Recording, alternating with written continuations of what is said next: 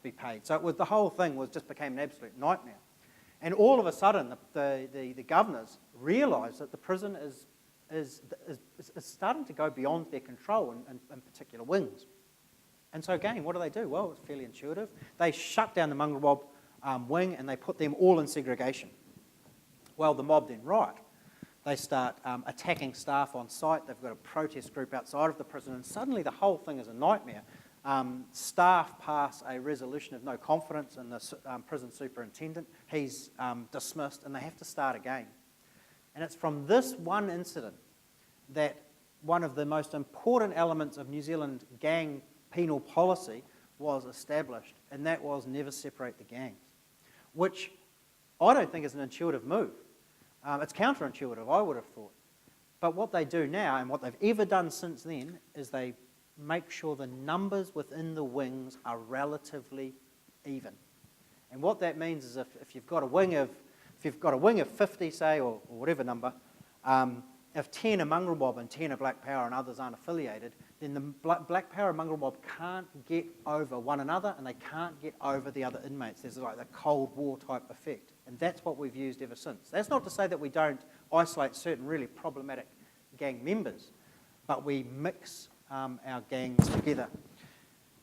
And one of the last very high-profile incidents actually that happened in a New Zealand prison was a riot, a very serious riot that occurred. And one of the contributing factors was the over-dominance of one particular gang in that prison. So it's a lesson that we're reminded of every now and then. Now, I'm not entirely sure what you do in Australia. I don't know how that works. I certainly know that in America, certain states or certain prisons really have a mixed model and others keep them completely separated. But in New Zealand, that's the model, and it's certainly one that we stick to.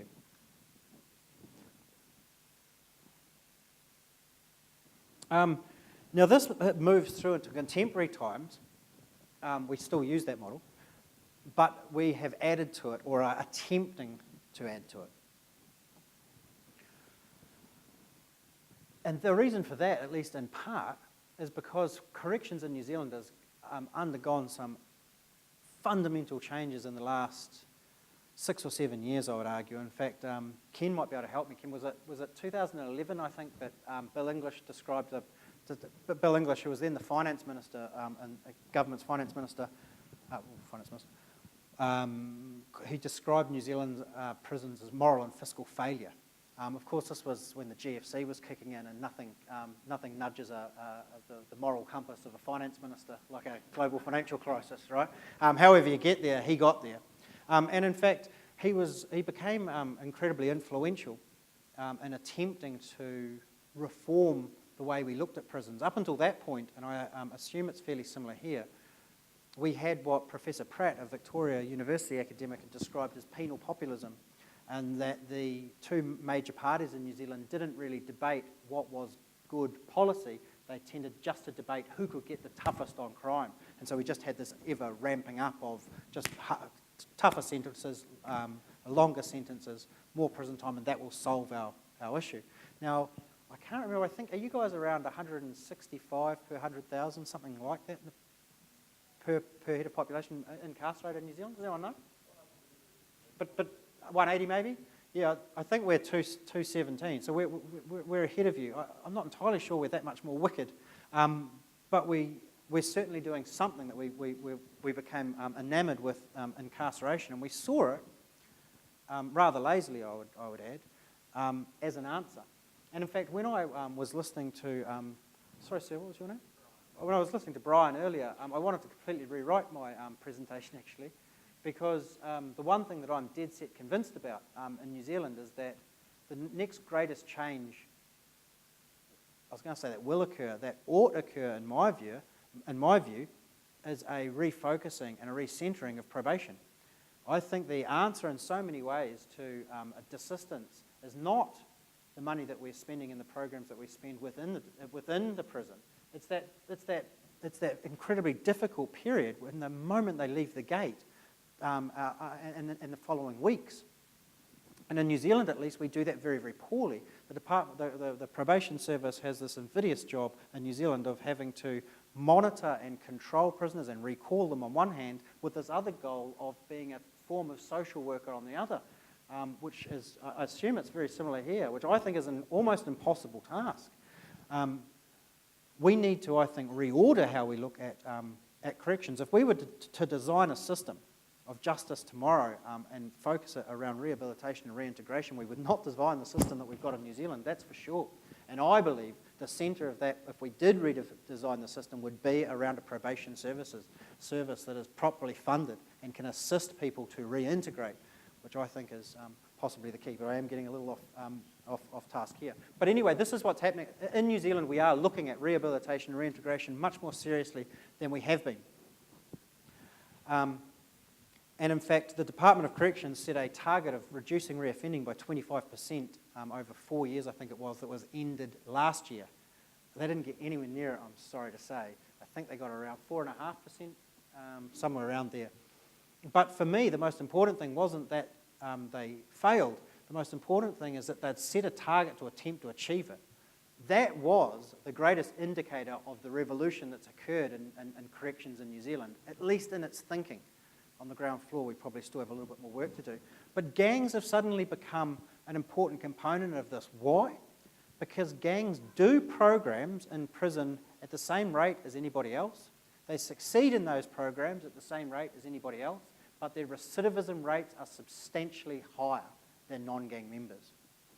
And the thinking is now that if we can somehow crack the hardest nut, which is the gangs, then we may in fact have answers to others as well, which is quite a contentious way of thinking, I think, because the other is to say, well, let's park the hardest and try and get the wins where we can. I'm not 100% certain where I fall on that. But the Department of Corrections have established now, and in fact it came out of the riot I was talking about at Spring Hill, a gang strategy. And the gang strategy has 3 components. First is containment, so they were seeking to contain the gangs. So when they get into the prison, we're looking to stop gang violence, of course, stop contraband coming in, and to, as best we can, stop bullying and standover of the gangs. Yeah, all pretty straightforward. The second component is disruption, so disrupt the activities of the gang while they're in the prison. So if they've got nefarious commercial activities happening outside of the prison, to cut that out, so they can't control what's happening on the outside from the inside. So try to sever those ties, and also attempt to give people an effort at leaving the gang when they're in prison. Again, all fairly straightforward. And the third component of the new gang strategy is harm reduction, and that is to ensure that they do go into rehab programs, that they isolate the most disruptive prisoners and give those gang members a chance to change their lives. Now, the interesting thing about that, there's a couple of interesting things about that. The first is that they've done it at all, and in some ways their hand was forced to a certain degree because an audit of the riot suggested they needed a gang strategy, so their hand is a bit forced. But the second part is that I think, just listening to that now, if I'd said to people in this room, can you produce a gang strategy? Those are kind of the components that are just instinctive to us, just intuitive to us, right? I think most people would come up with similar kind of categories and similar kind of goals. And so I don't think those things speak to a body of evidence to go, well, we know exactly what we're dealing with now and this is what we need to do. And the reason for that, it doesn't. There's a dearth of research about gangs in prisons. There's a dearth of research in gangs in New Zealand generally, but certainly within the prisons. And so we're kind of making it up on the fly. Now, this, I think, is slightly concerning because we know that poorly targeted gang strategies can have radically different outcomes than to what we want. So we really do have to have an understanding of these types of prisons if we're going to tackle them. And this is an evidence in even fairly minor ways. When the gangs first started to come to New Zealand prisons, what did we do? We banned gang regalia, gang insignia, gang colours, right? Again, makes perfect sense, and makes so much perfect sense, I'm not sure you'd change that strategy. But what was the outcome in New Zealand? One outcome was this. You'll see many of our gangsters, particularly in the street gangs, have facial tattoos, right? Now the thinking, at least some thinking behind that, is that it's a reflection of the moko, the traditional Maori facial tattoo. It's nothing to do with that whatsoever. Maori within the gangs rejected their own culture as much as they rejected mainstream culture when they joined the gangs in the early days. And they don't even call them moko, they call them masks. And they came about in the prison because it was the one way you could display your gang identity if they were going to take everything else off you. So suddenly we've got this subculture has these huge facial tattoos. And I know the guy who first put them on, he said, because there were little dots representing the lags you'd had in prison tattoos. And he said, well, I don't represent prison, I represent the mongrel mob. So he wrote mobster across his forehead. Now, the thing about writing mobster across your forehead is that it makes reintegration quite tricky. You can forget, for example, a job in retail, I'm almost certain. But the other thing it does do, and the gangs know this even if they can't describe it in perhaps the same way as that I do, and that is that it's just an amazing form of social control. Once you've got mobster written across there, the chances of you leaving the gang are so low. You have to have some extraordinary circumstances, i.e. like getting kicked out, almost have to happen before you can leave, because where the hell do you go? Well, one place is the church. The church tends to be pretty forgiving, and a lot of gangsters in New Zealand end up in religious organisations because they are forgiven. And the gangs know this, and they know this instinctively. There was a guy I spoke to, a mongrel mob boss, and I said to him, how do you know when a young prospect is ready to join the gang? And he just said to me, give me their face. Which is one of the most sinister things I heard in the scene, give me his face. But they know, once they put that on, they've got you. And so here we've got this really benign policy of banning colours and regalia in the prisons, leading to this something else absolutely altogether. The lack of understanding, I think, in research in New Zealand prisons is concerning. And I think we need to focus on three areas that we know surprisingly little about. The first is the influence of the gangs. Now this again is fairly common sense. Well, what is the influence? How does the influence work, and who does it work on? So there's the influence within the gang. So a president will control gang members. Well, how does that operate in the gang, and how does it manifest itself?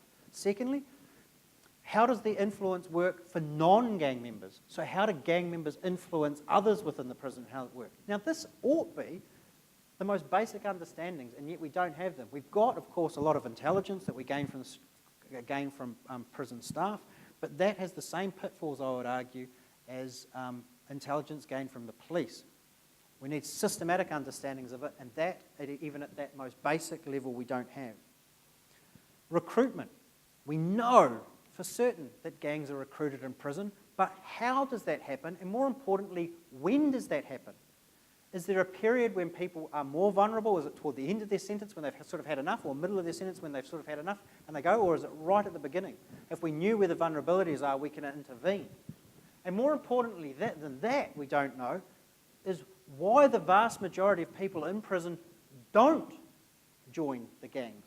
What makes them resilient to gang overtures when other people fall over? So learning the negative will be just as important as learning the positive. These small things we don't know. And again, why is this important? Well, it becomes massively important if we're spending our money and our resources and intervening. We need to know when and we need to know how. We've got to do this with a certain precision, not least because poorly targeted policies we know can have negative outcomes, but the other reason, of course, is that we've got limited resources. And the final thing to consider, I would argue, is gang exit. Are gang members vulnerable at certain points of their lags to leaving the gang? And if they are, how do we assist them in doing that? Those questions there are not extremely poorly known.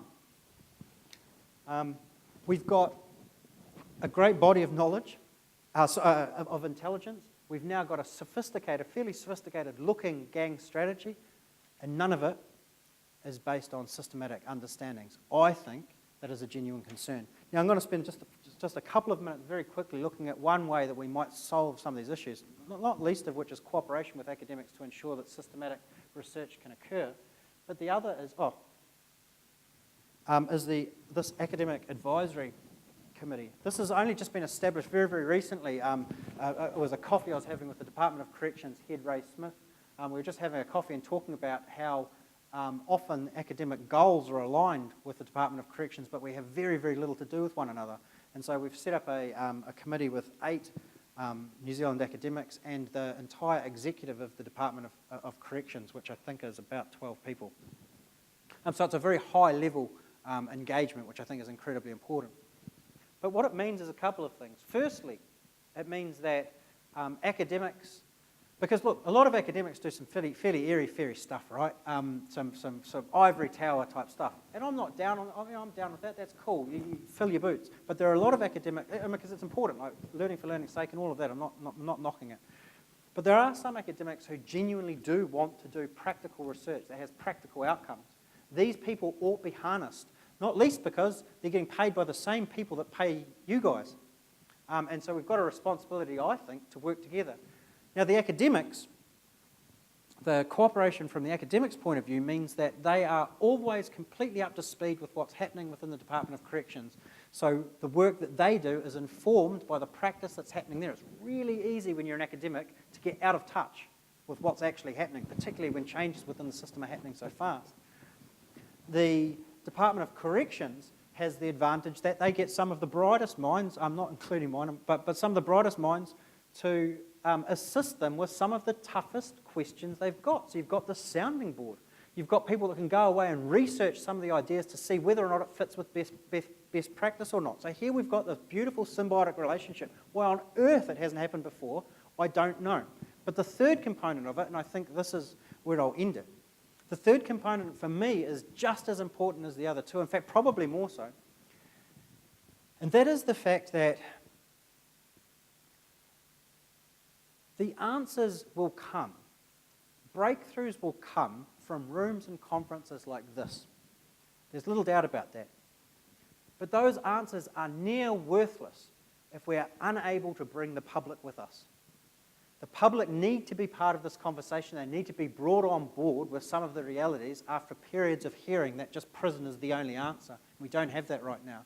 And I believe that a panel of academics with the Department of Corrections can at least begin to influence, not just react to, but influence the public discourse around corrections. If there is anything that is at the top of my list of the most important, I would argue it's that. We will fall down at our first hurdle if we don't take the public with us. Thank you very much. I do hope that was useful.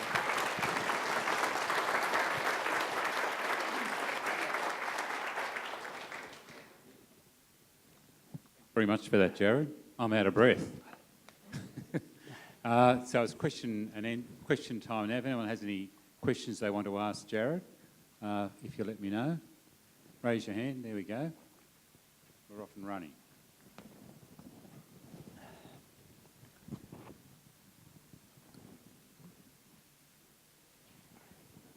So my question was basically just about your approach of getting your information and how you became involved with the gangs, and whether you came from it of I'm a representative of this organisation, I want to look at this, or whether you did a sort of undercover style approach. To be honest, it was really difficult because I didn't even have any networks to sort of draw on.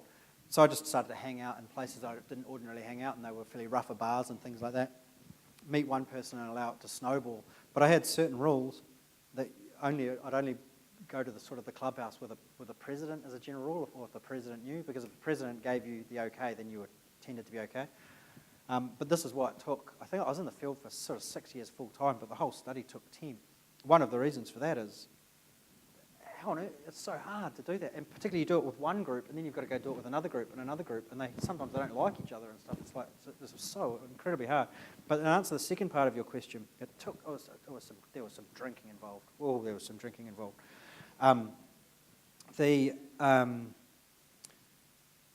Which again, I've just gone back into the field actually. I'm back doing some more gang research. I've just come out of the North Island, and what I've discovered I think I left the field in about 2011. What I've discovered since then is just how much I've aged, because I can't keep up anymore. I'm like, the hangovers are getting punishing. But I was always there was no deception involved. I always said what I was there for and just tried to sell it as best I could that way. And I'd love to say it was my genius that got me in there. It wasn't really. It was just perfect timing. People had tried to do it before me, but it was too early. If people had to come, it would have been too late because people were dying. You know, they don't make old bones, a lot of those old mobsters. But the timing was just right for me because people had got to a certain age where they're looking back on their lives and going, we've put so much into this, what have we got out of it? And in many instances it was nothing, and they think if it was written down it might sort of add validity to their life or something like that, so it was just luck. But if you turned up, I went to some gang parties that were 200-300 men strong, patch members. It was, you know, often you're only the Pākehā boy in there, well, the white person in there. You can't tell everyone you're a researcher, and in fact it's not in the best interests of your health to do so at 4 in the morning to a drunk mobster, so you just say Segale and get on with it, you know. But it was interesting times, you know. I got up some terrible hidings and things, you know. It didn't all go my own way. In fact, I was involved in some fights where I was on the side of the gang going one way, and I can tell you very much that those ones are much better than when they're coming your way. It's horrifying and painful. Yeah, it's not for everyone.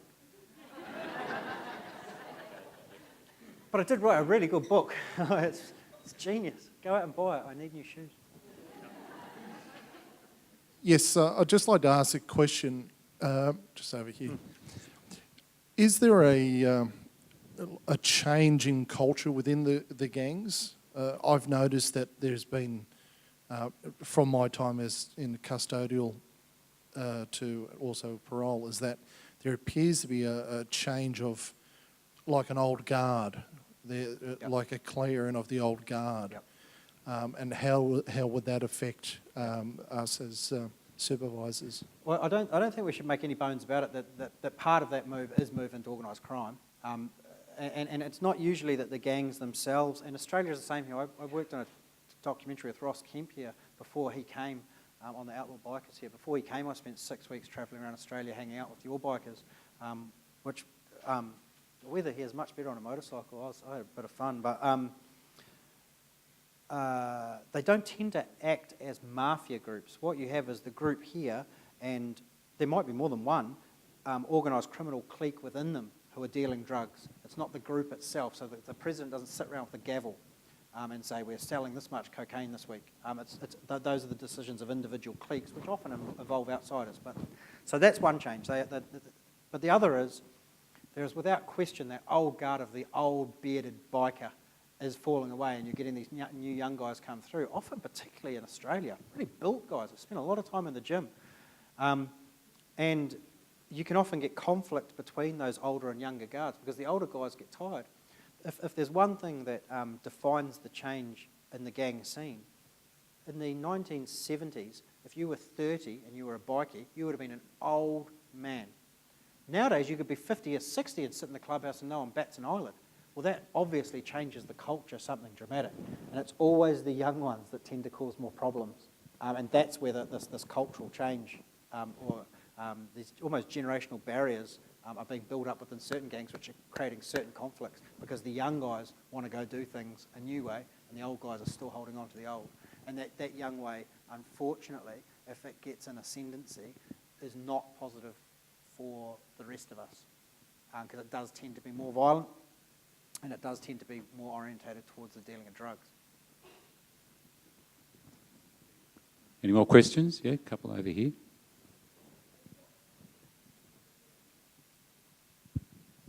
Hi, I wanted to find out how are females represented in New Zealand gangs? Are there female-only gangs, and if there are, what would be the motivation for those? If it's any different to male? The short answer is there aren't. Some have sprung up and they faded away very quickly at a very low street gang level. But the lot of women within the patched